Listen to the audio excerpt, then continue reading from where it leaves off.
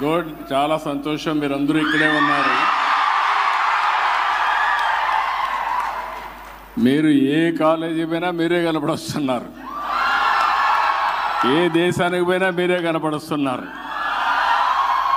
I'm proud of you. చాలా సంతోషం మిమ్మల్ని చూసినప్పుడు.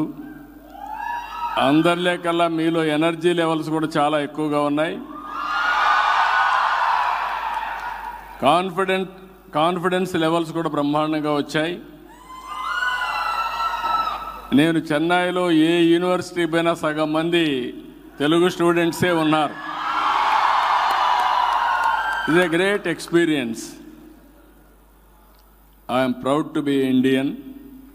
అదే సమయంలో నేను గర్వపడుతున్న తెలుగువాడుగా. అదే విధంగా ఇక్కడ తమిళనాడులో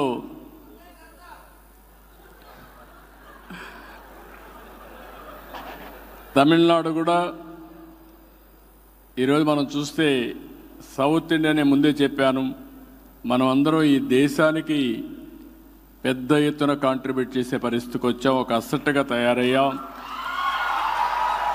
ఇప్పుడు ఈ స్టేట్స్ ఎవరైతే మనం అగ్రెసివ్గా ముందుకు పోయాం వీళ్ళందరూ ఆలోచించుకోవాల్సింది పాపులేషన్ మేనేజ్మెంట్లో కూడా జాగ్రత్తగా ఉండాలి. లేకపోతే నార్త్ ఇండియా పాపులేషన్ పెరిగినాక మైగ్రేషన్ అక్కడి నుంచి ఇక్కడికి వచ్చే పరిస్థితికి వస్తారు. ఇప్పుడు విదేశాలకు మనం పోతున్నాం, రేపు అక్కడి నుంచి ఇక్కడికి వచ్చే పరిస్థితి వస్తుంది. గ్రేట్ కంట్రీ కాబట్టి అందరం కూడా పాపులేషన్ మేనేజ్మెంట్లో కూడా జాగ్రత్తగా ఉండి, మీకు ముందుగా యంగ్స్టర్స్ చెప్తున్నా, చదువుకున్న వాళ్ళకి మీరంతా కూడా కంఫర్ట్ జోన్కి వెళ్ళిపోతూ ఉంటారు. పెళ్లి చేసుకుంటాం, మంచి ఉద్యోగం వస్తుంది, వైఫ్ అండ్ హస్బెండ్ ఇద్దరు పనిచేస్తాం, డబుల్ ఇన్కమ్ వస్తుంది, no kids let us enjoy అనే థీరీకి వస్తారు. దానివల్ల పాపులేషన్ డ్రాస్టిక్గా తగ్గిపోయే పరిస్థితి వస్తుంది. మనం కానీ జనాభాని మేనేజ్మెంట్ చేయడం, ఈ ట్రాన్సిషన్ కానీ మనం మేనేజ్ చేస్తే రాబోయే 400-500 సంవత్సరాలు ఇండియన్సే ప్రపంచాన్ని శాసించే పరిస్థితిలోకి వస్తారు. ఇది వాస్తవం. మళ్ళీ ఒకసారి మీతో మాట్లాడతాను. మిమ్మల్ని చూస్తూనే ఉన్నా, నేను ఎక్కడున్నా మిమ్మల్ని చూస్తే గర్వపడుతున్నా.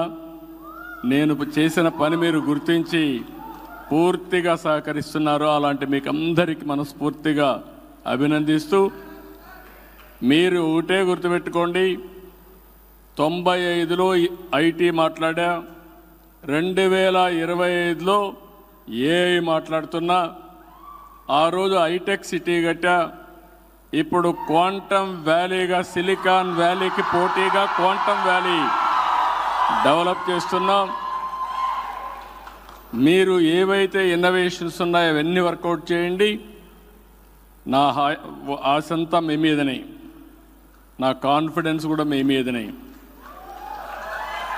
రాబోయే రోజుల్లో ఆంధ్రప్రదేశ్లో ఉండే తెలుగు వాళ్ళ ఆదాయం 55 లక్షల రూపాయలు తలసరి ఆదాయం అవుతుంది.